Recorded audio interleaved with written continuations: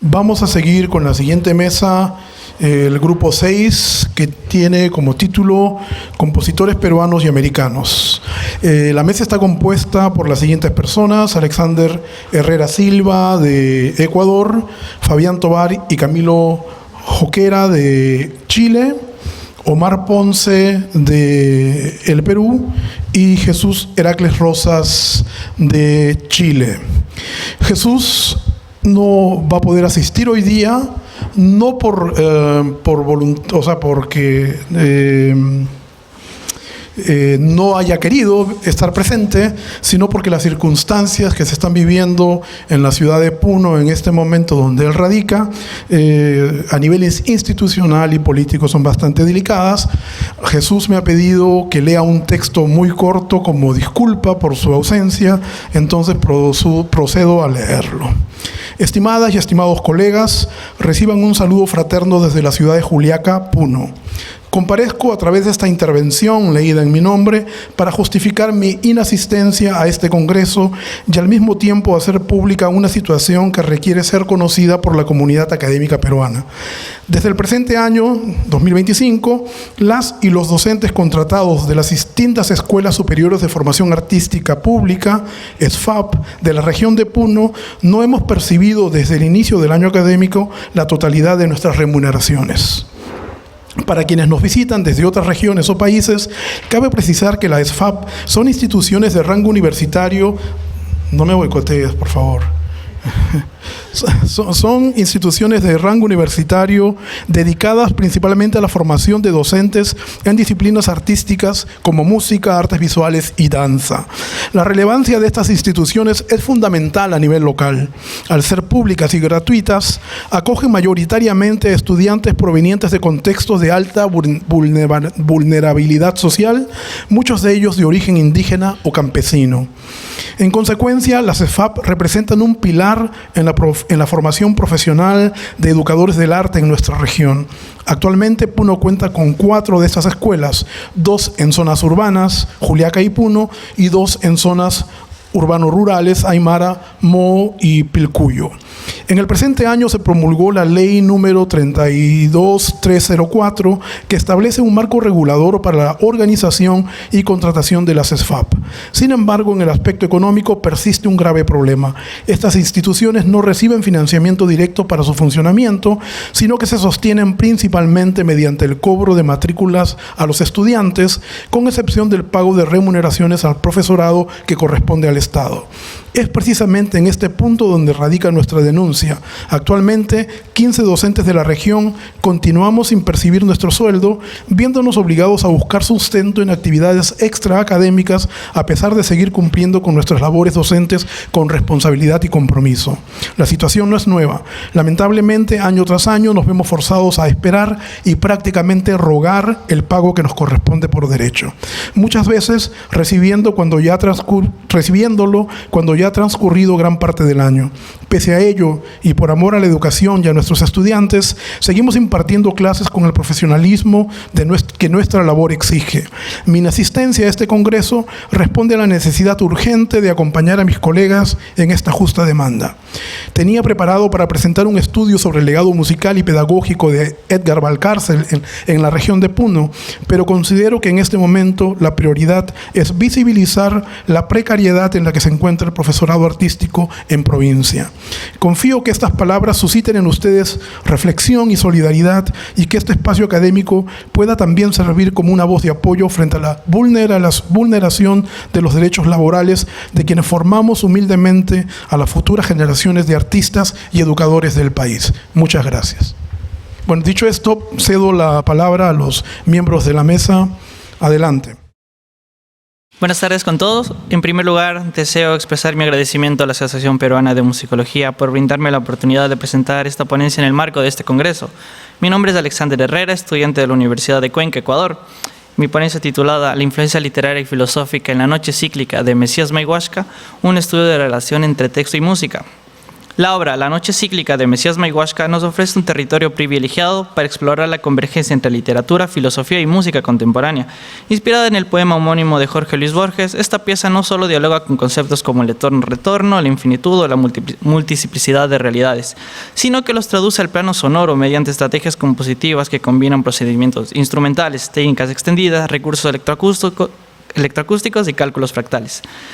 Entonces, primero quiero contextualizar un poquito de quién es Mesías Mayhuasca. Es un compositor ecuatoriano, se puede ver toda la formación académica, va desde Latinoamérica, Quito, Estados Unidos, Buenos Aires, Alemania y París. Entonces, su trayectoria releva una sólida formación internacional que consolidó un estilo compositivo marcado por la experiencia electroacústica y la integración profunda de su herencia ecuatoriana. En el artículo Epistemologías de la composición musical ecuatoriana, Yeneda Alvarado Delgado cito textualmente: Mesías Mayhuasca, que dejó de lado la tonalidad, resignificó gestos nacionales y generó sonidos electroacústicos para obtener sonoridades que obedecen a estéticas originales, con formas y estructuras también originales e interdisciplinarias. Su repensamiento filosófico sobre qué componer, cómo y qué le hicieron buscar diferentes tipos de pensamiento que empaten con obras con estructuras lógicas del mundo. Para encontrar estas estructuras y razonamientos son únicas en cada obra. Entonces, también un poquito sobre el poema en el cual está inspirada esta obra, que es La noche cíclica de Jorge Luis Borges. El poema de Jorge Luis Borges plantea una concepción del tiempo como un ciclo perpetuo, donde todo retorna. Esta idea profundamente filosófica, se podría decir, sirve como un núcleo estructural y estético de la obra homónima de Mayhuasca. Entonces, aquí puede ver un fragmento de La noche cíclica de Jorge Luis Borges. Y una cita que me pareció muy interesante, según Belcázar: la obra narrativa de Borges se caracteriza por una exploración recurrente de lo simbólico, manifestando en la construcción de universos literarios complejos que estimulan la interpretación en diversos niveles del sentido. En este caso, Mayhuasca, el compositor, no solo parte del texto como una inspiración, sino que lo traduce en una lógica musical basada en la repetición transformada, en bucles y en procesos que remiten a una especie de noción borgiana de un eterno retorno. A partir de esta definición, podemos establecer y relacionar el arquetipo de que Mesías Mayhuasca busca presentar. Además, es notable que en la literatura de Borges busca llevar al lector a la interpretación mediante capas. Este mismo recurso será presentado en La noche cíclica a través de capas sonoras. En este caso específico se refieren a dos: una capa electrónica y una capa instrumental.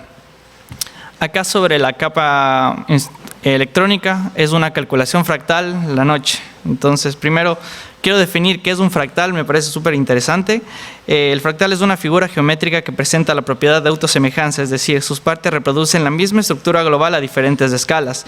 Esta característica implica que al ampliar cualquier fragmento del objeto se encuentran patrones semejantes al conjunto completo, manteniendo una complejidad infinita independiente del nivel de observación. A su izquierda, primero tenemos un fractal de Mandelbrot, que fue la primera matemático que pudo mostrarlo en una imagen. Y también, como dije, los fractales se encuentran también en la naturaleza de forma natural, como es el caso en el centro de un girasol. Entonces, esto es muy importante para entender cómo estos datos matemáticos se puede llevar a traducir en contextos sonoros como es la música. Entonces, primero, ¿cómo se calcula un fractal? El fractal de Mandelbrot se construye siguiendo un proceso repetitivo. Imaginemos un plano como un tablero donde cada píxel tiene una posición exacta. A cada píxel se le aplica una fórmula y una y otra vez. A este proceso se lo llama iteración. Si en algún momento el valor calculado se aleja demasiado del centro, ha escapado. Entonces siempre se pone un límite, por ejemplo 2. Entonces, si pasa de ese valor, significa que la iteración el píxel ha escapado. Por lo tanto, este número se traduce en un color para el píxel. Al repetir este proceso con todos los puntos del plano, se obtiene una figura fractal llena de detalles y patrones repetidos a diferentes escalas, lo que nos permite graficar como el fractal de Mandelbrot. Ahora, ¿cómo se traduce estos datos matemáticos al sonido? Aquí viene lo interesante. El proyecto Mandelbox es un trabajo de Mesías Mayhuasca. Hace referencia a un proceso generativo basado en cálculos fractales que permiten obtener una imagen, un patrón visual con propiedades de autosimilitud y complejidad. Estos resultados visuales fueron posteriormente mapeados a parámetros musicales, es decir, cada coordenado o cada punto fractal fue traducido a una altura, duración, timbre u otro elemento sonoro. Este método permitió a Mayhuasca vincular de forma directa la lógica matemática del fractal con la organización de la obra, otorgándole una coherencia estructural y control sobre la distribución de eventos. Así como el Mandelbrot se convierte en una herramienta creativa que une el cálculo matemático y la composición, sin ser en sí mismo una obra que fue escrita nota por nota. Entonces, primero se hace un mapeo. En este contexto, mapeo significa como establecer una correspondencia sistemática entre dos conjuntos de datos, en este caso las coordenadas matemáticas del fractal y los parámetros musicales. Cada punto fractal tiene dos números, uno en el eje horizontal, que es la parte real, y uno en el eje vertical, que es la parte imaginaria. El mapeo consiste en decidir una regla fija para que estos números se conviertan en elementos musicales. Por ejemplo, la parte real se puede traducir en altura y la parte imaginaria se puede traducir en un componente armónico distinto, como duración, intensidad o timbre. En la figura que tienen está un fractal. Este caso es el de Mandelbrot. Este gráfico representa la conversión de un conjunto fractal similar al de Mandelbrot en materia musical. En el eje horizontal corresponde a la parte real de los números complejos que definen el fractal. En el proceso de traducción sonora, estos valores se transforman en alturas musicales, como ya mencioné, pitch, determinando qué nota sonará en cada coordenada. Por su parte, el eje vertical representa la parte imaginaria de los números complejos. En este contexto, se traduce a parámetros musicales con otra altura complementaria, el timbre, la intensidad o los intervalos, dependiendo así el carácter sonoro de cada evento. Cada punto en el plano, definido por su coordenada real y su coordenada imaginaria, se convierte en un evento sonoro específico.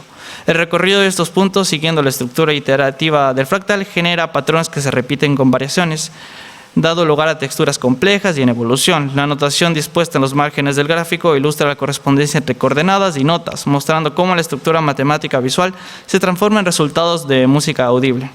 Y vamos a escuchar lo que sería la calculación fractal la noche.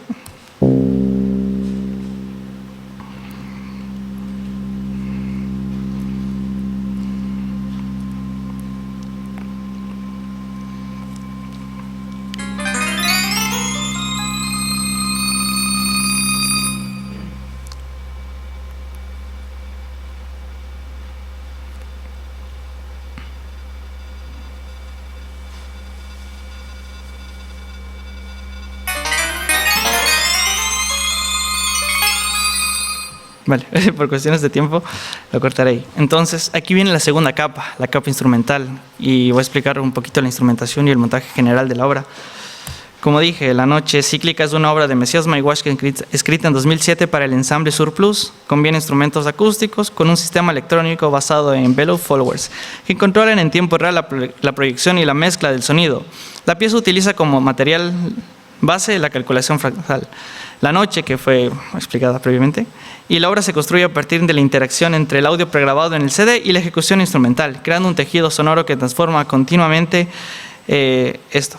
Cada instrumento, a excepción de la marimba, requiere micrófonos que envían su señal a un envelope follower. Este dispositivo mide en tiempo real la envolvente del sonido y utiliza para modular la amplitud de cada canal de un audio pregrabado en CD. Cuando el intérprete toca, su envelope follower abre el canal correspondiente, permitiendo que el sonido grabado se mezcle con el directo. Así el público percibe simultáneamente el instrumento y una capa sonora preexistente con la sensación de que ambos forman una sola voz expandida. Es decir, cada vez que los instrumentos toquen, la calculación fractal va a sonar también. Un poquito del funcionamiento de esto. Aquí se puede ver cómo Maiwashka planteó el circuito y el stage. El piano, cello, violín y marimba en ese orden para, al momento de escucharlo, sentir y escuchar todas las texturas que esta propone, ¿no? Ahora un poquito sobre la notación y ejecución. La partitura usa notación convencional, pero incorpora indicaciones precisas que modifican la ejecución.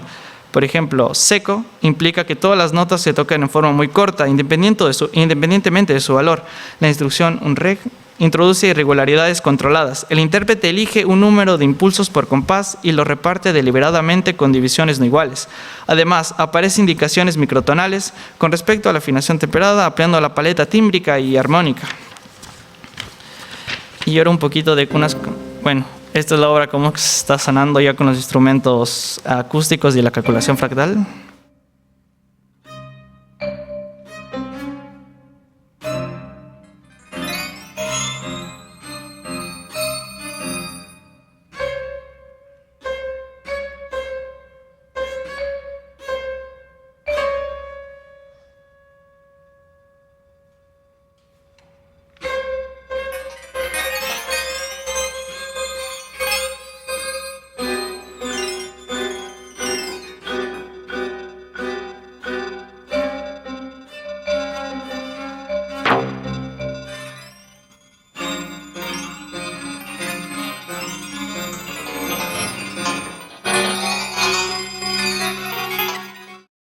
Vale.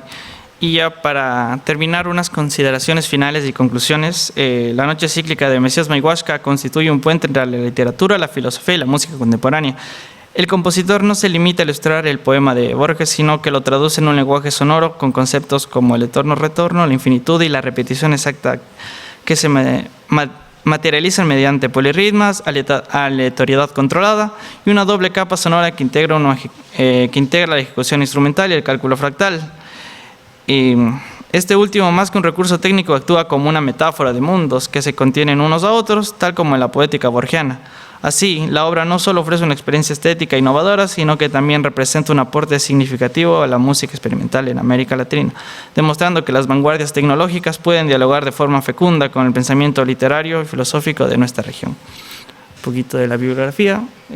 Muchas gracias.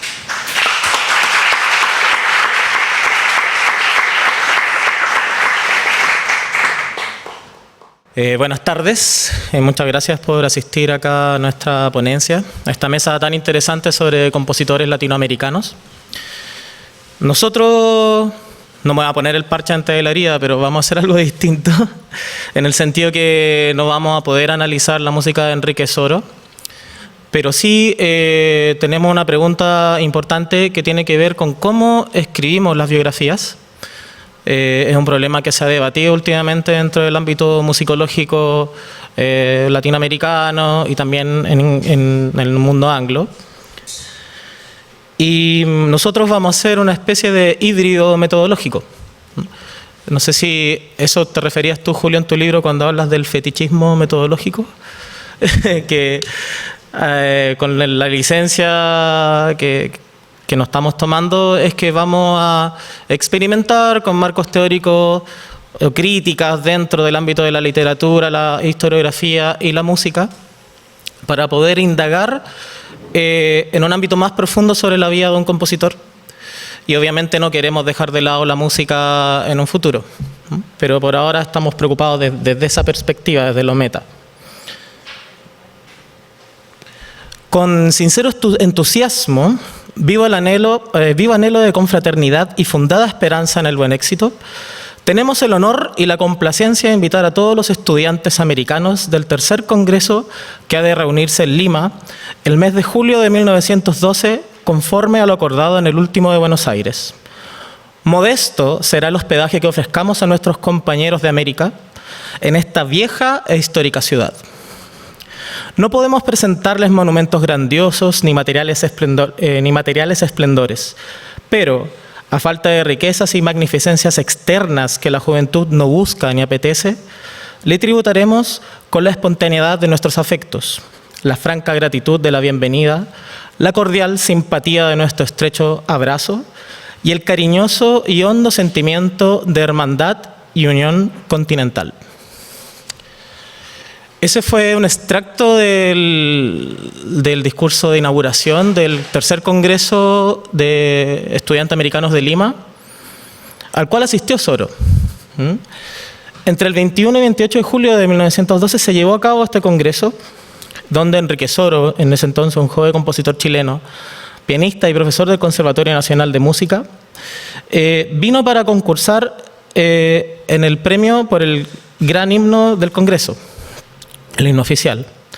Al final, junto al poeta peruano José Gálvez, obtienen los primeros lugares de cada categoría. Desde ese entonces, el himno de los estudiantes americanos pasó a ser el himno oficial del Congreso. Casi 100 años después, año 2020, un intérprete y maestro de música peruano, Luis Aguilar, se comunicó con el nieto de este compositor, Roberto Daniel Soro. Solfeando un viejo álbum de partituras, este profesor se percató que la melodía del himno de Soro era la misma del himno de su colegio de infancia, el colegio Abel Alba de Contumansá, Cajamarca, Trujillo. Como forma de tributo a Soro y con motivo del aniversario número 75 de la escuela, este mostró al público la versión original para piano y voz. ¿Puede convertirse esta anécdota en material para una investigación académica? ¿Podemos conectar la historia de un individuo con la gran historia latinoamericana? ¿Son los límites de los estudios nacionalistas una frontera epistemológica para abordar este tipo de casos? Enrique Soro es descrito como uno de los compositores más importantes de la historia de la música clásica chilena. Esta afirmación la respalda su historial de estudios, premios, viajes y obras que hasta el día de hoy son las más interpretadas en Chile. Soro nació en la ciudad de Concepción, sur de Chile, el año 1884. Estudió con pensión estatal en el Real Conservatorio de Milán. Creó la primera sinfonía chilena. Fue director del Conservatorio Nacional de Música de Santiago de Chile. Premio Nacional de Artes el año 1948. Murió en 1954. Soro, sin dudas, cumplió con los requisitos para pasar a la posteridad. Sin embargo, ¿estos antecedentes hablan en realidad sobre la persona tras el compositor? ¿Qué ocurrió con el niño prodigio de finales del siglo XIX? ¿Qué significaba ser un adolescente pensionado por el Estado en el extranjero? ¿Cuáles eran las exigencias administrativas y laborales de un trabajador público de la educación musical durante las primeras décadas del siglo XX? Al respecto, la historiadora Paula Bruno, historiadora y ensayista argentina, explica que a partir de la crisis de la disciplina histórica a finales de la década de 1980, el estudio de las vidas de las personas se transformó en una alternativa metodológica frente a la crisis del paradigma de las ciencias sociales. Leo esta cita. La biografía se consideró una respuesta a dos cuestiones. Por un lado, la crisis de la producción historiográfica y académica, y por otro lado, liberó a los académicos del cientificismo y del mundo pequeño de los pares y le otorgó una oportunidad para transitar el puente que permitiera a la disciplina histórica definitivamente, y como si fuera un mandato irreductible, llegar al mercado de lectores ampliado e interesado por el pasado. Del mismo modo, la autora advierte que el uso de la biografía adquiere distintos matices dependiendo si se hace referencia a un género o a un método o a un recurso. Consideramos que, dentro de la discusión teórica de la autora, nuestra propuesta coincide con la referencia de género, puesto que nuestro interés, entre de los dos, repara en una mayor preocupación por las formas literarias y también la llegada a un público que excede el mundo académico. Vuelvo a abrir cita. La biografía como género habilita debates sobre las formas narrativas y las relaciones, no siempre amistosas, entre realidad y ficción. De hecho, en gran parte de la producción hay llamamientos a los historiadores que devienen biógrafos a que deben leer más novelas para sensibilizarse, mejorar el estilo, atender a la trama, a los personajes y al suspenso, entre otros consejos, para escribir una buena biografía. Me gusta pensar la escritura de la vida del otro de la siguiente manera. Si lo que vemos o podemos llegar a conocer de un sujeto es la cara de una moneda, el perfil se ocupa del reverso. Comprendo también que eso no basta para explicar lo que abarca todo este género. Existe una complejidad teórica al momento de esclarecer qué es un perfil. Una parte no menor de quien ha escrito artículos respecto a los propósitos y los alcances del perfil prefieren definirlo a partir de aquello que no es. Leila Guerriero, quien va a ser nombrada constantemente durante esta ponencia, periodista y escritora argentina, dijo una vez: el perfil no es un ensayo, ni una crítica, ni un análisis literario. Un perfil es un perfil, es un perfil. Lo que digo no es nada nuevo. Ha pasado harta agua bajo este puente. El perfil deriva de pequeñas reseñas biográficas de los periódicos estadounidenses de principios del siglo pasado, los llamados sketches, sobre las grandes figuras de la historia nacional, la historia política, la historia decimonónica, hasta que la revista New York Times designa una ascensión con semblanzas más extensas, más crudas para el lector, ya no sobre los próceres, sino sobre el sujeto popular. Allí aparece el perfil periodístico que nos interesa. Hacia 1973 es ya un género muy súper consolidado dentro de lo que conocemos como el nuevo periodismo. ¿Pero qué es lo nuevo de este nuevo periodismo?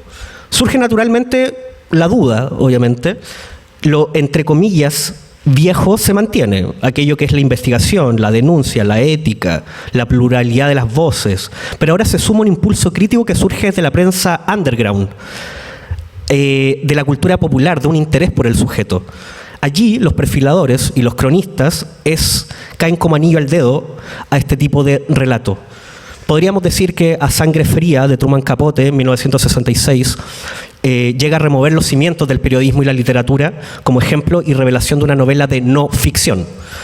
Pero podríamos ser más juiciosos y argumentar que 9 años antes el argentino Rodolfo Walsh hizo lo mismo con Operación Masacre, Con Walsh y García Márquez se instala un tono en América Latina. Y de esta tradición es donde surge en el siglo XXI la nueva crónica latinoamericana, que va muy de la mano con el perfil. Ya nombré antes a Leila Guerreiro, porque es imposible no hablar de este género sin pasar por ella. Sus perfiles se han convertido en un punto de partida para el panorama continental. Su trabajo tiene una relevancia particular en Chile, en nuestro país siendo la principal editora de la colección Vidas Ajenas de la Universidad Diego Portales, especializada en la publicación de perfiles. Ahí tenemos algunos ejemplos respecto a los libros que ha compilado. A su vez encontramos libros donde se perfila guerrilleras, nadadores, poetas suicidas, policías corruptos, caníbales, mi universo, futbolistas, músicos pop. Ha perfilado desde Maradona hasta Folkwill, hasta Martín Adán, a Ribeiro, a César Vallejo, por ejemplo, por dar ejemplos nacionales. Todo ello con el fin de encontrar algo que va más allá del titular. Una biografía, o más allá de una biografía empírica. Aquí está lo que yo decía con el reverso de la moneda, y la razón por la que Leila Guerreiro no es relevante, es su mezcolanza narrativa, y es que al perfil lo podemos hermanar con la crónica en cuanto a su explosión en nuestro continente durante los últimos 20 años, pero también en su forma, y aquí me desligo de cualquier intento de originalidad y dejo hablar al gran argentino Gran Villoro, cuando nombre que la crónica es el ornitorrinco de la prosa, porque toma elementos de la novela, la entrevista, el teatro, la autobiografía, el teatro grecolatino, el teatro clásico. Hay una pequeña extracto de todo este monstruo que se crea a partir de este nuevo periodismo. Disculpen. Pero al mismo tiempo, el perfil posee un elemento diferenciador, y esto es sumamente relevante: la trama, esas construcciones sobre la vida de las personas que, como dice el filósofo francés Paul Ricoeur, tienen un valor que va más allá de lo literario, pues la ficción y la historia pertenecen a una misma clase. La trama es un proceso moldeable.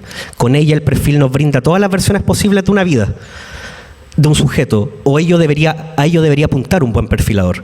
¿Cómo lograrlo? La respuesta muchas veces está en la contradicción, en el claroscuro, en las grietas del perfilado. Lo que pretendemos nosotros con este trabajo es una sinfonía de voces, relatos y fuentes que pueden parecer antagónicas entre sí, pero al fin y al cabo de eso se trata la construcción de una identidad.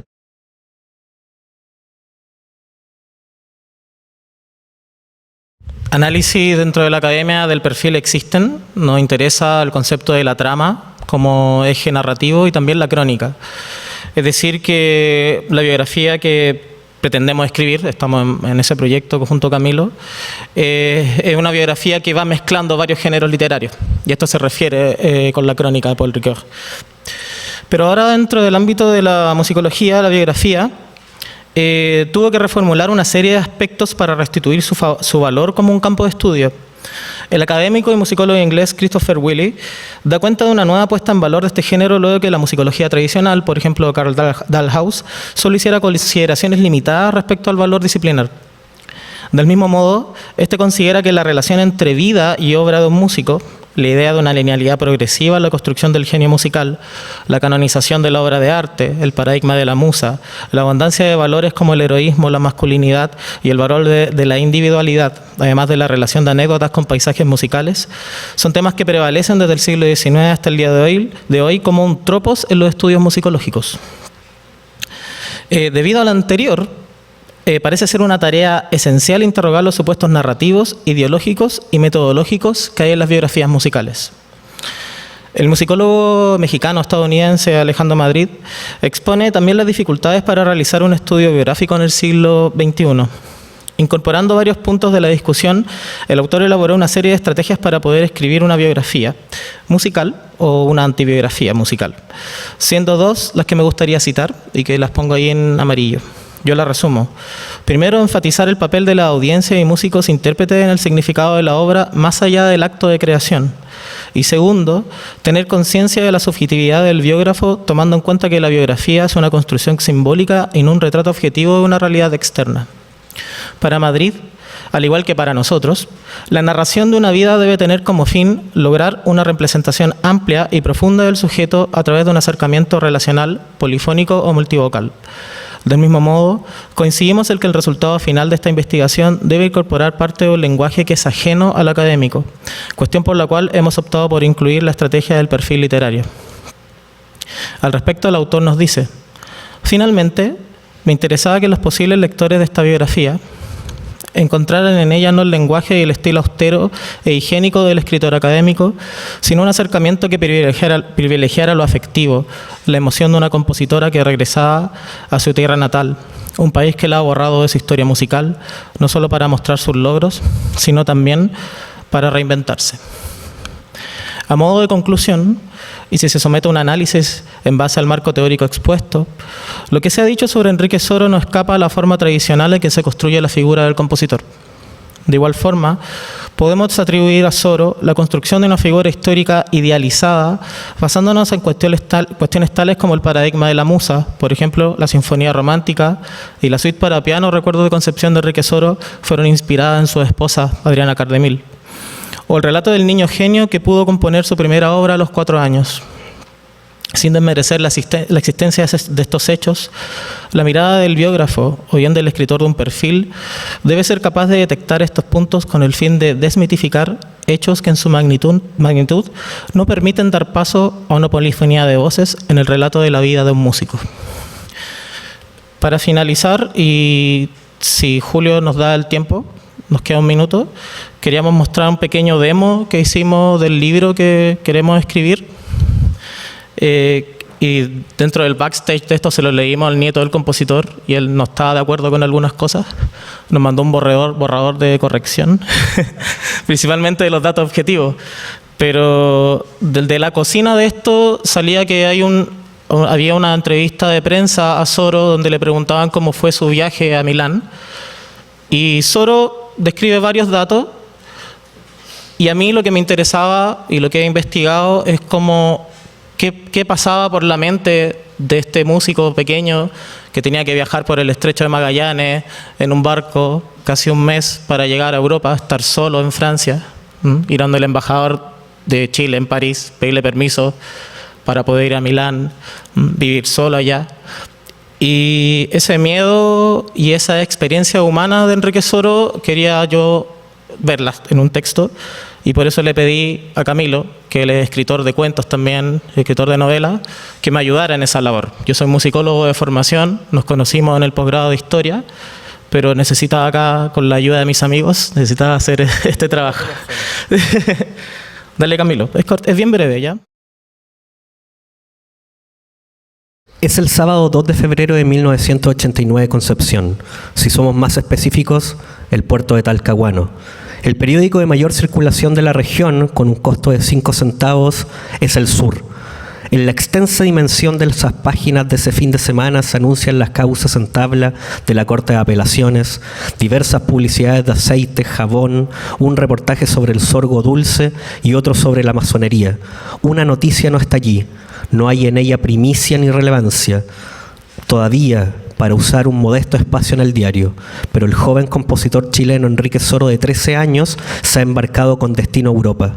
Su madre, Pilar Barriga, y su tío, y también padrastro, Emilio Soro, lo han acompañado hasta el puerto donde Enrique, con una diminuta maleta de cartón, se subirá a una embarcación a vapor. El viaje dura casi un mes, es lúgubre y solitario. Soro se ve a sí mismo como un bulto que es despachado en un barco que iba a París. No hay adultos de por medio, nadie que cuide de un niño que dejará su patria por 7 años. La posibilidad del llanto reprimida por él mismo. Una monja, pariente de su madre, va arriba del buque, pero no la ve en ningún momento de la peregrinación. Las religiosas están enclaustradas, reposando en su habitación sobre los camastros de la cabina, se echan para soportar la crueldad del Estrecho de Magallanes y las náuseas que causa el movimiento de la embarcación en el punto más austral del continente. En un momento, el único en el que se topa con una de ellas, quien le entrega una biografía de San Francisco. Aburrido, la lee. No hay nada mejor que hacer y queda mucho mar por recorrer aún. Un pequeño detalle, algo que vuelve el relato un tanto más acongojante para el joven Soro. En Liguria, el buque en el que se encuentra Soro no va a París. Él se va a desembarcar en el puerto de La Pallis o La Rochelle, un imponente puerto pesquero a la costa atlántica, a 477 kilómetros de la capital. Aún debe atravesar medio país. Con la repentina muerte de su padre, Giuseppe Soro, en enero de 1888, 10 años antes del viaje y mismo año en que compone su primera obra, es su madre quien se encarga de impulsar sus dotes musicales. En los salones de las casas benquistas y santiaguinas en las que se reunían importantes hombres de la política decimonónica, Soro hace alarde de su ejecución al piano. Llega a tocar en los hogares de Pedro Montt, Bertura Blanco y Domingo Amunátegui. En esos tremendos espacios de sociabilidad surge la idea de que el niño compositor pide una beca estatal que financie sus estudios en el extranjero. Será el senador Ramón Rosas Garfías la figura que conseguirá los votos necesarios en la Cámara para que dentro del presupuesto nacional se le otorgue una pensión a Enrique Soro. Es con ese dinero que él podrá emprender la travesía a París. Allí, en la Ciudad de las Luces, junto a su maleta, lleva también un papel arrugado con direcciones de hospedaje que le muestra transeúntes y conductores para llegar al destino. Lo espera allí el ministro de Chile, Enrique Salvador Sanfuentes. Soro le implora que lo envíe al mismo conservatorio donde estudió su padre, el Conservatorio de Milán. Comienza así otro viaje. Los meses que siguen no serán más tranquilos. En julio de 1898 inician por fin sus estudios en el Real Conservatorio de Milán, luego de una ardua preparación para el examen que le permitirá obtener un cupo en esos salones, en los que recibirá el apodo El Americano. Sumado al cansancio del estudio metódico, aparece el estrés de que su pensión será removida. Su hermano mayor, Fernando, le envía un diario en el que se explica que la Cámara de Senadores ha votado en contra suya. Su familia debe mover montañas para conservar la manutención. Su madre conversa con la aristocracia. Sus hermanas Ana y Cristina interpretan piezas de Enríquez para ellos. La beca se mantiene y la amargura se disipa. Gracias.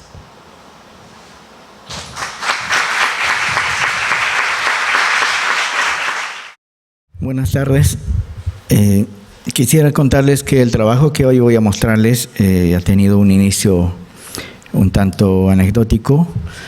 Me pidieron una opinión, o de repente más que una opinión, un punto de vista sobre un compositor puneño llamado Teodoro Valcárcel, ya que se iba a hablar sobre la música en aquella localidad en una publicación de la Universidad de Altiplano con motivo del Bicentenario. Con ese motivo me pidieron, como les comento, algunos lineamientos, comentarios sobre este compositor, en el entendido de que era el compositor más, digamos, más afamado, más renombrado, más prestigioso, el emblema musical de Puno, cosa que yo no llegaba a ver. No llegaba a saber por qué, dado que es un compositor ciertamente bastante preparado, pero no está instalado, digamos, en la música habitual de esta localidad. Entonces había una gran cuestión: ¿en qué se basa esa iconización de este músico? Evidentemente hice mi comentario, el cual trajo bastantes contravenciones, como es de esperarse, porque cuando uno dice algo en un contexto en el cual se iconiza o se idolatra a alguien, evidentemente se levanta polvareda. A raíz de esto, me pareció muy interesante un tema de reflexión sobre ese estatuto de este compositor, más allá de decir que fue un gran compositor o gran músico. Más bien me interesa saber cómo es que en la población o en el imaginario se construye la imagen de un notable músico, aún sin conocer su música.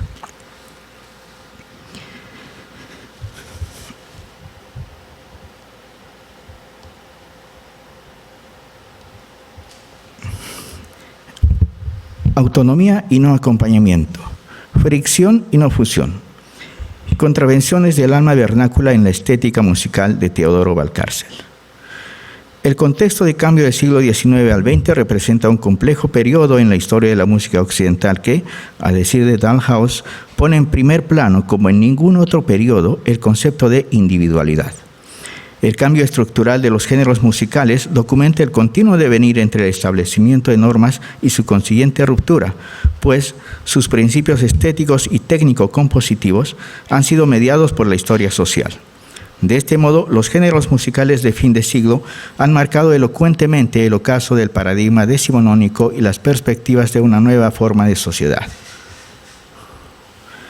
El nacimiento de Teodoro Valcárcel Caballero, pianista y compositor puneño, es aún incierto entre los últimos años de la década de 1890.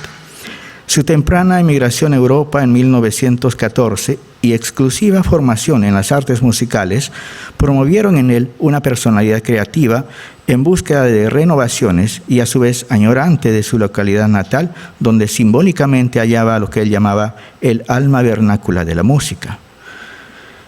La estética musical de Valcárcel está basada en exploraciones armónico-melódicas que, aún sin desprenderse del sistema tonal, anuncian el vanguardismo europeo que surge hacia mediados del siglo XX. Aún con un marcado sello de la sonoridad simbólicamente propia de su región, su música se ha mantenido como una expresión lejana en la tradición musical del poblador del altiplano de Perú, su cuna natal. Entre la amplia diversidad de prácticas musicales de esa región, la presencia de sus obras es relativamente escasa, aún en los espacios de música de concierto. Esta observación constituye uno de los cuestionamientos del presente trabajo. Tanto en la historia oral como la tradición, se considera en Perú que la región altiplánica es el lugar de coexistencia de una diversidad de expresiones, géneros, ritmos y estilos musicales andinos. Argumento que Valcárcel no estuvo exento de recalcar en la autodefinición de la estética de su obra. Bajo esas condiciones, más allá de la historiografía, su nombre es hoy un emblema musical. Sin embargo, ninguna de sus obras ha sido integrada significativamente al repertorio de alguna orquesta, de algún ensamble instrumental, una estudiantina u otro tipo de conformaciones de la tradición local. Así, el lenguaje expresivo del compositor parece estar ausente en la memoria del poblador altiplánico, sea como expresión musical, como repertorio o como sensación propiamente estética. En cambio, el imaginario social puneño ha construido en la sola reminiscencia de su figura una simbolización de lo lejano, de aquello pretendidamente universal, entendido así bajo el pensamiento modernista del siglo XX, y de lo identitario en la música, ya que se trata de un artista que, desde el otro lado del mundo, se declaraba añorante de su terruño. El planteamiento de que tal presencia de Valcárcel es únicamente simbólica, como figura y como nombre o renombre académico, es evidente, por ejemplo, en que una agrupación del formato tradicional de estudiantina, surgida pocos años después del deceso del compositor, ha tomado su nombre como denominación institucional. El Centro Musical Teodoro Valcárcel es una agrupación representativa de la música altiplánica de la segunda mitad del siglo XX, que aún con el prestigio y el importante impacto discográfico alcanzado, su repertorio no ha incluido obra alguna del compositor. Esta disociación entre el ícono construido y la realidad de la praxis musical es un indicador de que la estética musical de Valcárcel corresponde a formas de expresión que difieren sustancialmente de las formas musicales instauradas en el canon de la tradición oral.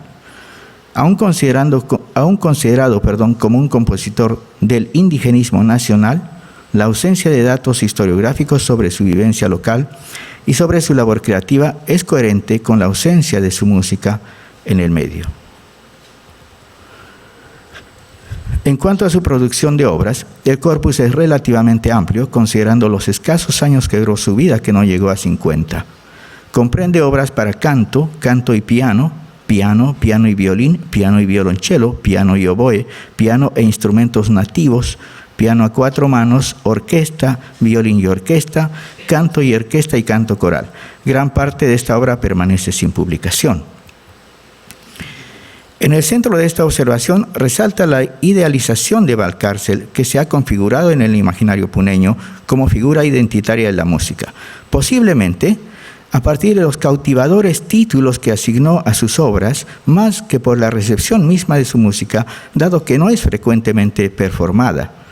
Sugerentes títulos como Suite indígena para piano, estampas del ballet Sura y Surita para piano, Chil Chil, que es un idiófono, Tinya Huáncar, 2 membranófonos nativos, Ayi Kepa y Tokoro, 2 aerófonos, la suite incaica para orquesta número 1, compuesta en 1929, Antaras del Collao para piano, Danza de los Cóndores Aymaras de 1934, Himno al Sol para coro, El Balsero, remitiéndose al navegante en balsa del lago Titicaca, y Ayarache para orquesta, remitiéndose a una danza de carácter solemne, Concierto Indio número 1 para violín y orquesta, tal vez el más conocido, Cachampa para piano a 4 manos, por mencionar los títulos más significativos respecto al ámbito multicultural altiplánico, remiten a un imaginario musical y sonoro aborigen, en un ostentoso entramado con el lenguaje, entre comillas, clásico o pretendidamente universal de la música. Abstracción que cautivó decididamente al poblador ilustrado y modernista de la urbe puneña por sincronizar sus sentimientos terrígenos con sus perspectivas de sociedad republicana y nacional. Algunos aspectos estéticos de la obra de Valcárcel que son elocuentes de aquel encuentro entre lo terrígeno y lo moderno pueden ser vistos y escuchados en la obra 31 cantos del alma vernácula, escrita para canto y piano. Un álbum de piezas tipo canción que cuenta con relativa presencia en el ámbito artístico. Las piezas consideradas el alma vernácula, entre comillas, son melodías de carácter pentafónico y con versos en lengua nativa, quechua, aymara, shipibo u otra lengua amazónica. La estructura rítmico-melódica de la mayoría de canciones presenta interesantes disimetrías, las que fueron consignadas en la transcripción al sistema musical europeo como cambios repentinos de compás, cambios métricos de 2/4 a 6/8, por ejemplo, de 5/4 a 3/4. Divisiones ternarias en el compás binario y viceversa, y polirritmia binario-ternario respecto al piano. La intención de Valcárcel de representar en el lenguaje escrito esta no regularidad es signo de su firme interés por resaltar ciertas cualidades estéticas que él considerara propias de lo vernáculo y de establecer de esta manera cierta inalterabilidad de sus estructuras al emprender el proceso de composición de la contraparte, el piano.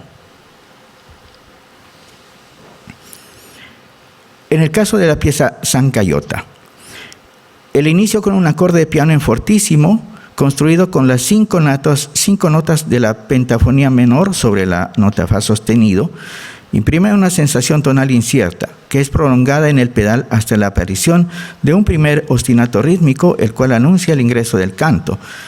Por su parte, el canto es estrictamente pentáfono, y con abundantes cambios binario-ternario, el cual se contrapone a la división estrictamente binaria del discurso pianístico. Voy a poner brevemente un audio.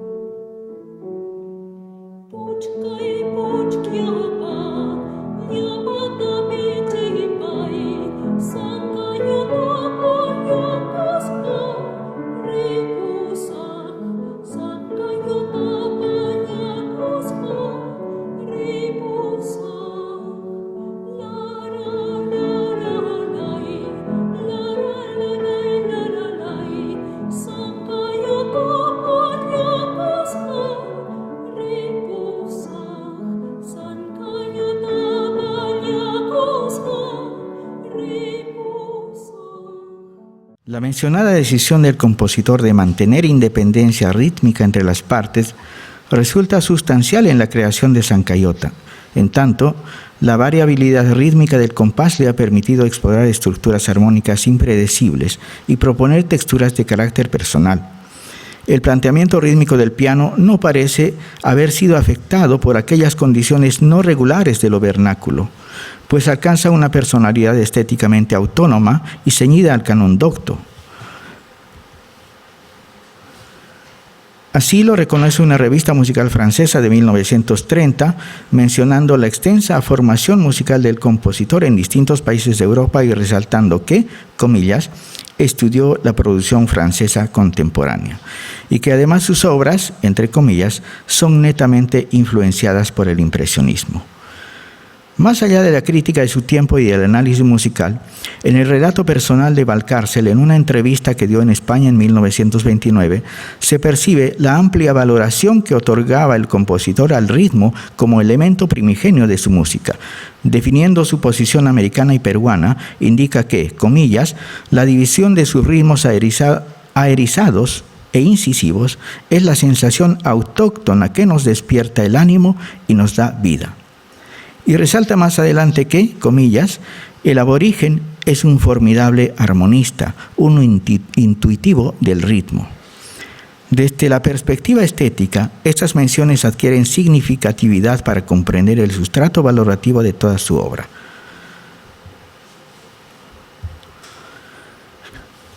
Los modelos de composición de la época, signados por el indigenismo u otras formas de nativismo, suponían un necesario procedimiento de, entre comillas, arreglo de las melodías, a fin de homogeneizar sus estructuras métricas y así facilitar la creación de un acompañamiento rítmico armónico en el piano, que estuviera sujeto además a la constitución escalística de la melodía.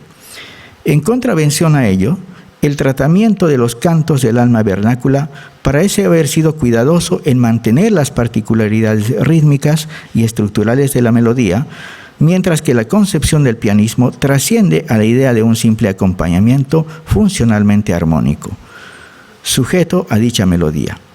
La presencia de polirritmos binario-ternario entre el canto y el piano es una forma de manifestar autonomía entre las partes, pues el alma vernácula que Valcárcel asigna simbólicamente a la canción nativa coexiste con la sofisticada exploración armónica y formal de un pianismo que desde ya anunciaba el advenimiento de la llamada crisis tonal producida en la estética vanguardista.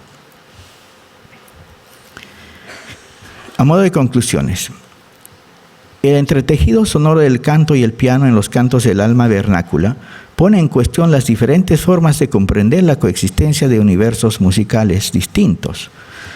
Bajo los imprecisos términos de fusión, comillas, mezcla o, comillas, hibridación de músicas. En la concepción de estas obras, la sofisticación armónica y contrapuntística del piano no ha invadido el sentido vernáculo del canto y de igual modo, el canto como componente vernáculo no ha sido adaptado o sometido a las exploraciones armónicas del pianismo moderno. Desde esta perspectiva, ninguno de los dos universos musicales ha requerido traspasar los cánones del otro. Una contravención al contexto de la modernidad del siglo XX en que se buscaba más bien la anulación de lo ancestral. Esta forma de plantear una autonomía entre las partes traduce también una contravención a los procedimientos de composición que se basaban en homogeneizar los elementos expresivos en una obra. Los cantos del alma vernácula revelan más bien que mundos musicalmente diferidos pueden discurrir simultáneamente, sin fusionar sus elementos, sin amalgamar sus cánones y sobre todo sin jerarquizar los roles como roles principales y roles de acompañamiento. Tal vez la conquista estética más notable de Valcárcel es haber manifestado su añoranza terrígena a la vez de afirmar su personal perspectiva universalista. Más allá de este análisis, es posible extender estas características hacia toda la obra del compositor. La autonomía y no acompañamiento, la fricción en lugar de la fusión, denota también una búsqueda de equidad estética entre ambos universos musicales, como mencionaría Fubini, actitud que se contrapone a la hegemonía de un solo canon. Esta intensa búsqueda de un joven compositor manifiesta tal vez su forma misma de comprender el mundo. Gracias.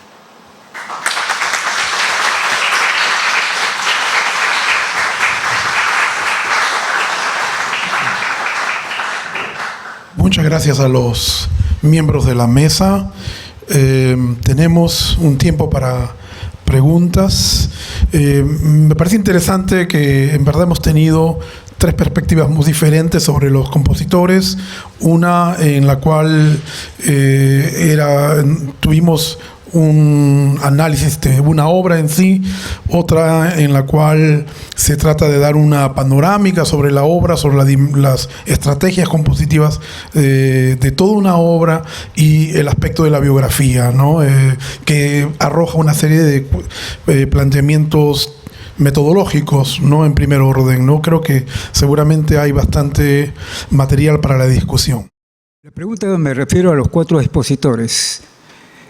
Ustedes que son jóvenes, ¿cómo se perfilan para emular a todos esos personajes históricos que hicieron, según sus trabajos, algo célebre para ser mencionado como ahora, casi 100 años después? ¿Ustedes creen que pueden superar a todos esos personajes de varios países?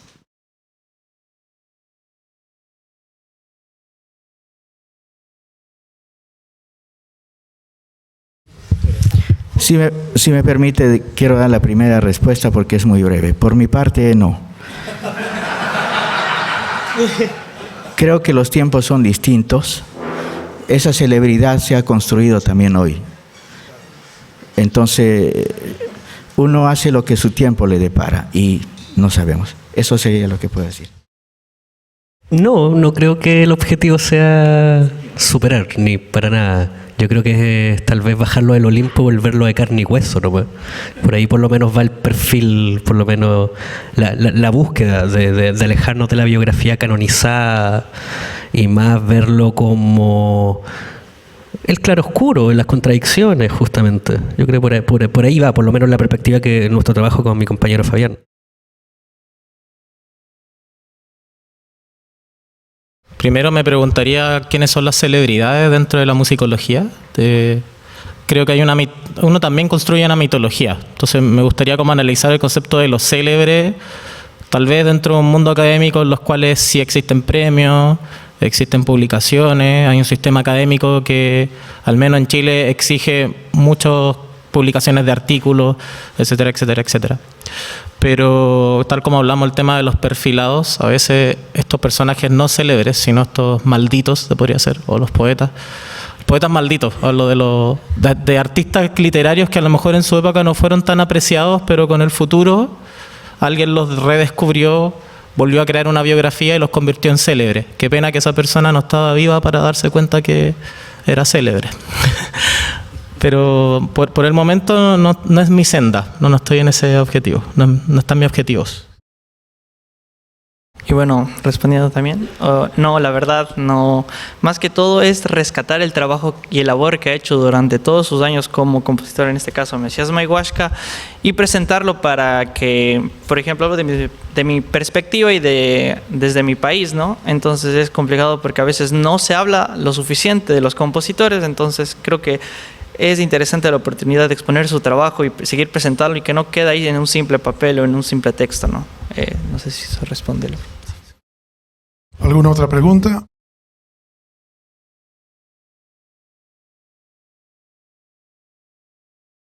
Bueno, esta es una recomendación a los chicos de la biografía. Y además, como esta mesa fue tan masculina, que hay un trabajo que salió el año pasado de Ana Alonso Minuti, musicóloga mexicana radicada en Nuevo México, sobre Mario Lavista, Mirrors of Sound. Y ella hace mucho hincapié también en un acercamiento diferente a una biografía musical de un personaje pues muy notable en el mundo de la composición mexicana, pero con un marco muy interesante que creo que valdría la pena revisar porque es interseccional, es feminista, aunque no está tratando con un personaje que tuvo que ver nada con discursos feministas, y un marco conceptual afectivo respecto al material. Entonces es un acercamiento, yo creo, diferente que valdría la pena que revisen en su búsqueda por esta manera de biografiar de manera distinta. También para Jesús y Fabián, más que una pregunta, es un agradecimiento de recordarnos de que la narrativa tiene un rol en nuestra tarea y que tenemos que ser conscientes de ese rol. y que también tenemos que ser conscientes de que si bien debemos aspirar a cierta objetividad, nunca la vamos a lograr. Y más allá de eso, que debemos tratar de que lo que nosotros escribimos y lo que nosotros presentamos en congresos tenga una narrativa que realmente sea agradable de oír, que sea fácil de oír, que se entienda, ese tipo de cosas, ¿no? Y eso es un recordatorio muy importante, ¿no? Porque la comunicación científica es al final comunicación. Gracias. ¿Puedo comentar tu comentario? Sí, yo vengo del ámbito de la musicología. Estoy en la Católica de Santiago y cuando entré hace poquito a Historia, después de hacer años de investigación independiente, de hecho con la Fundación Enrique Soro he trabajado ya casi 6 años. Empecé a leer sobre historiografía y lo primero que me llamó la atención es cómo uno puede desligarse de esta escritura tradicional e ir a parámetros que están más cercanos, por ejemplo, a la escritura de la estética, de la literatura, y buscar un estilo también dentro de los historiadores. Entonces a cada historiador, cuando a los doctores les preguntaba, ¿conoces tú uno que escriba bien, que sea entretenido, etcétera? Y empecé ahí, me recomendaron a Enzo Traverso, quedé maravillado con su tipo de escritura. Después llegué a los italianos de la microhistoria, que a través de esta metodología hacían un relato muy interesante sobre cómo a partir de una biografía de un individuo uno puede llegar a grandes temas. Entonces, yo como ya había estudiado mucho a Soro y tenía este concepto del gran compositor con sus grandes hitos, empecé también a preguntarme cómo a partir de tal problema de su vida podía también pensar sobre esto del empleado público o el profesor de conservatorio a principios del siglo XX, y cosa que se ha ido ampliando aún más con el tema de lo transnacional. De hecho, por eso puse ahí el comité de jurado del Congreso, no sé si se dieron cuenta, pero salían unas personalidades grandes de la música peruana. Entonces, pensar, o también puse la foto de Enrique Soro en la casa de Julián Carrillo, y la puse a propósito porque la biografía de Alejandro Madrid sobre Julián Carrillo también está en esa búsqueda de generar una nueva narrativa. Entonces, la pregunta ahí es cómo a través de la vida de Soro podemos pensar lo transnacional. Y siempre cuidando el estilo, pero obviamente va a ser como es un trabajo creativo complicado. O sea, el musicólogo deviene en compositor también. Vamos a tener que juntarnos, tirarnos de las mechas, no sé, pero vamos a tener que encontrar un método para hacer que esto tenga una vida dentro de una narración que nos acomode a nosotros. Muchas gracias. Gracias por la conferencia. A los biógrafos, yo sentí rechazo en Colombia cuando quise hacer biografías porque en sintonía con la primera pregunta fui aconsejado que debía ser mayor para poder hacer biografía. Sin embargo, exploré un poco la biografía. Sergio Ospina tiene una biografía muy buena de un compositor colombiano, Luis A. Calvo, y eso me sirvió de influencia. La pregunta concreta es, ¿usted siente que hay un giro biográfico, una tendencia dentro de la musicología para hacer biografías? En Colombia, este consejo que me dieron a mí fue, eso lo hacen los periodistas culturales, no los musicólogos. Y para hacer biografías, pues hay que ser mayor. ¿Usted siente la tendencia en la musicología, un giro biográfico? No, mira, no sé quién te habrá dicho eso, pero un combo, no sé. Bienvenido al perfil, amigo, no sé, la biografía tal vez va de salida, tal vez ahora justamente a lo que estamos apuntando con... bueno, me doy un poco una vuelta. Creo que mi profesor de teoría de la historia siempre nos dijo: la historia no es un monopolio de los historiadores. Uno es historiador mientras está escribiendo historia. Y creo que mientras uno está escribiendo se vuelve escritor. No hay una fórmula, no hay una academia ni una institución que te entregue la medallita o el diploma de que tú ahora eres un biógrafo o un historiador. Creo que justamente la búsqueda de esa inquietud, de la respuesta no encontrada por ti mismo, es lo que te va a llevar justamente frente a poder dar con la vida de alguien. Y la biografía, que pareciera ser un género sumamente cronológico, conservador, de mostrar una parte, o incluso si vamos a ser un poco más polémicos, mostrar la desventaja o poner el dedo en la llaga, el perfil toma todas esas contradicciones. Creo que, y aquí vuelvo tal vez justo al comentario que nos hacía el compañero, a mí yo soy un defensor de la subjetividad. La objetividad a veces me parece un poco abrumadora, tomando en cuenta que su objetividad no tiene por qué ser sinónimo de decir la verdad. Los positivistas fueron objetivos y nos quedó mansa embarrada. Y aquí estamos solucionando los problemas de los decimonónicos. Entonces sí, mi consejo es adelante. O sea, tal vez probablemente hay una corriente nueva, novedosa, que es del nuevo periodismo latinoamericano, y Leila Guerreiro es el gran punto de partida para conocer cómo sacarle una radiografía rayo X a alguien. No sé si eso sirve de algo. Voy a ser bien breve con esto. A veces cuando uno cree, al menos yo discuto con otros colegas musicólogos, en realidad son como dos, pero discutimos que... y a mi pareja Laura, de repente hay gente de que desde el periodismo escribe mucho sobre músicos. Y uno tiende a ser crítico. ¿Y cuál es la perspectiva crítica del musicólogo? No hay método, no habla de la música, habla de la letra solamente, se está basando en pura anécdota, etcétera. Pero por algo vende, ¿ya? Y al final parece que esa narración llega a más gente y eso hace más publicidad y se escucha más. Es interesante lo que preguntó usted sobre lo de la celebridad, pero más que nada, ¿qué quiero hacer yo con Soro? Dentro de todo, ya no quiero tirarle flores a Soro, quiero criticarlo, pero igual soy un fan, o sea, como que está eso por detrás y quiero que se toque.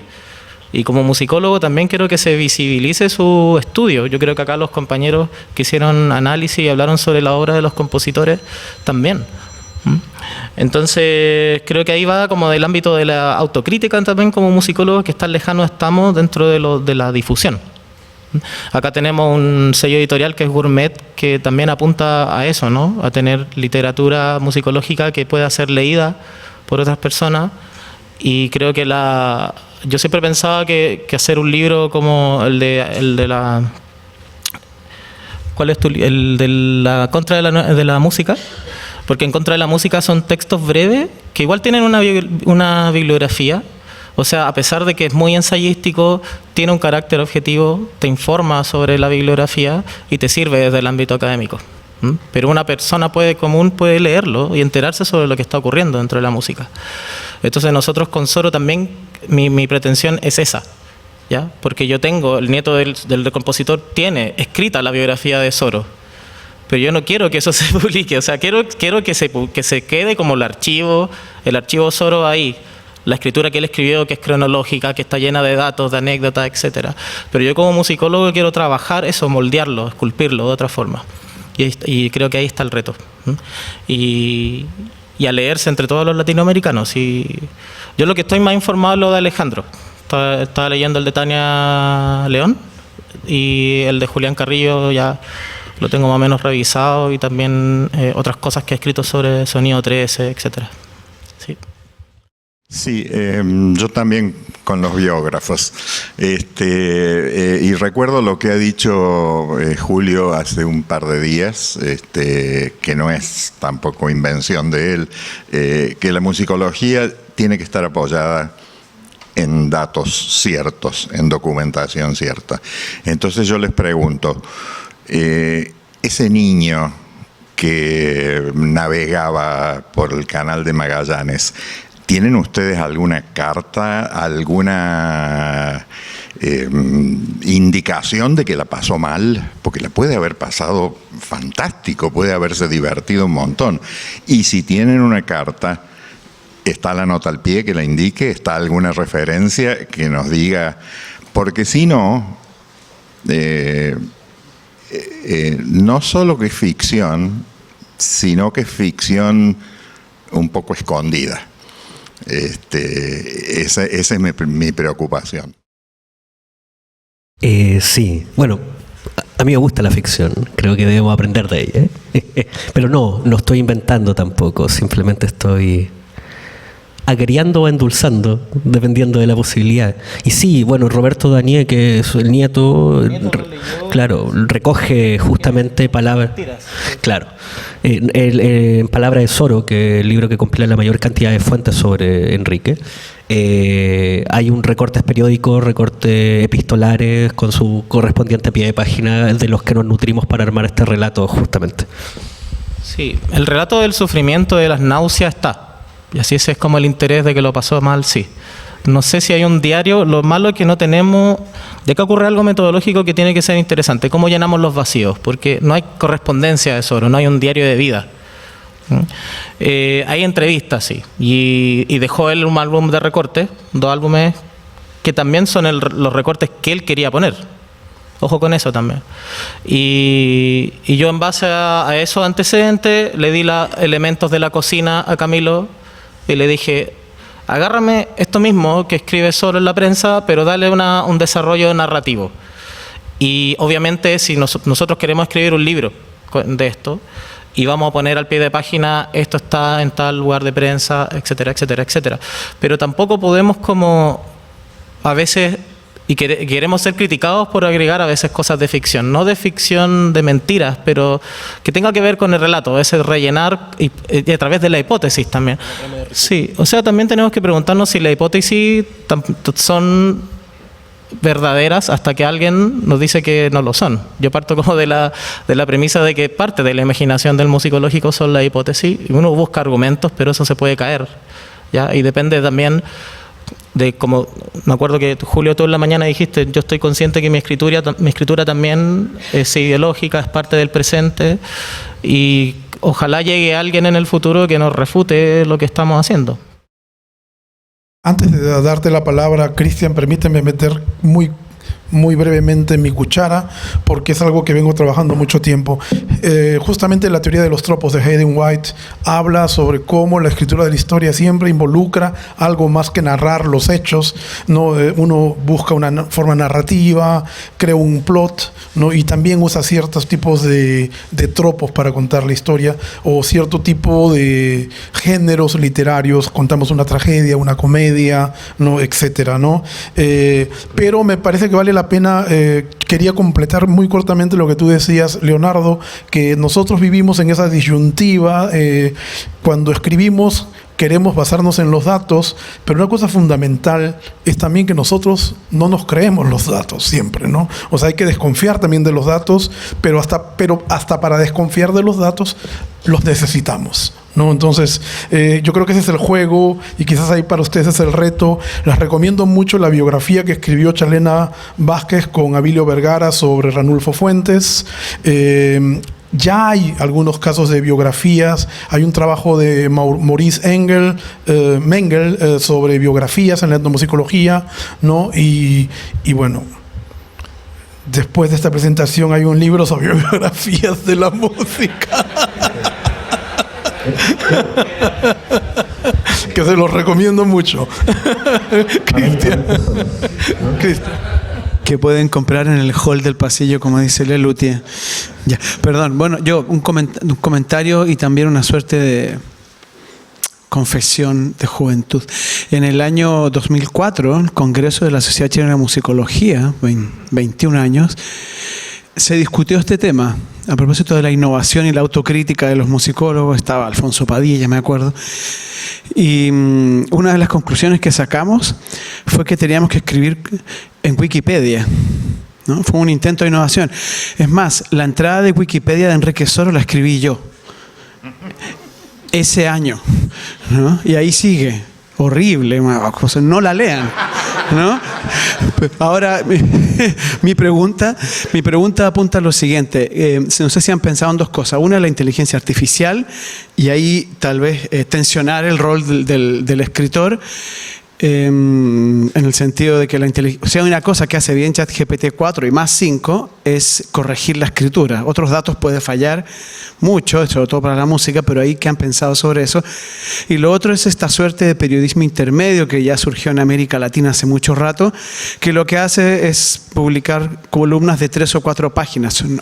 No conozco el trabajo de Leila Guerreiro, pero estoy seguro que puede estar vinculado. En el caso de Chile, el sitio Tercera Dosis, que incluso es citado como una fuente, tiene cosas interesantes y tienen un tipo de escritura distinto y ha entrado a la música, porque al igual que en otros países el periodismo llega a una gran velocidad.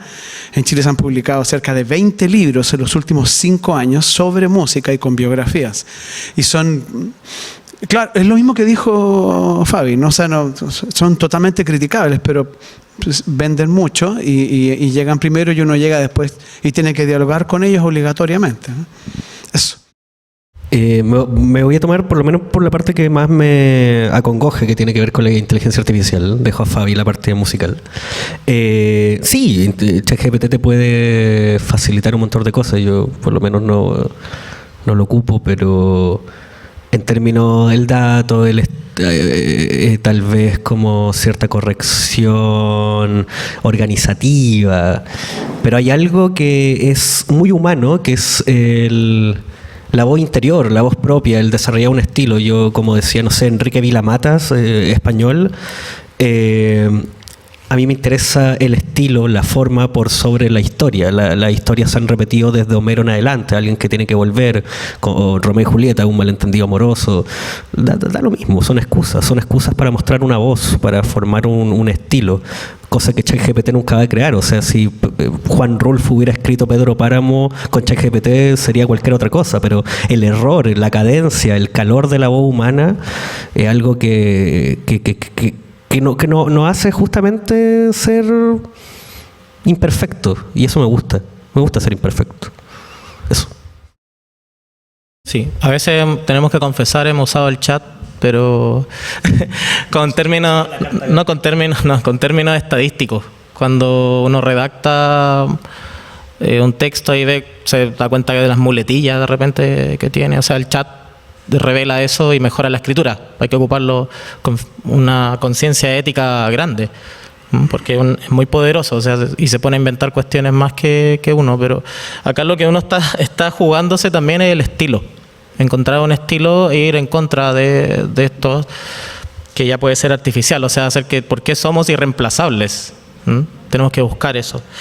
Y lo otro, José Manuel Izquierdo, en su libro Filarmónico y Patriota, él hace una defensa de la biografía, pero de la biografía así muy corte tradicional.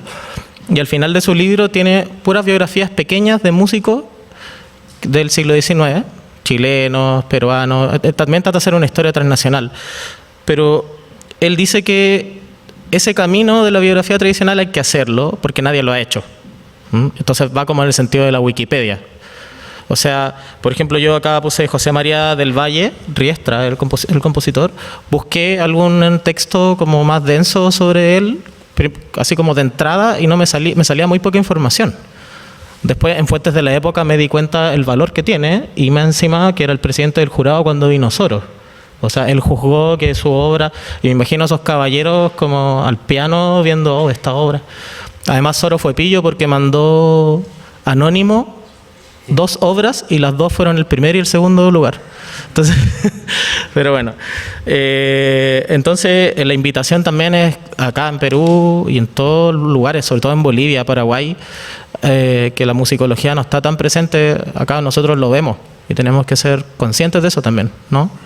De que hay países que no están representados y hay que empezar a levantar pequeñas biografías, a lo mejor hacer Wikipedia o un minisitio, etcétera. Así que queda una labor importante para la biografía. Agradezco mucho a los miembros de la mesa, agradezco mucho a las personas presentes.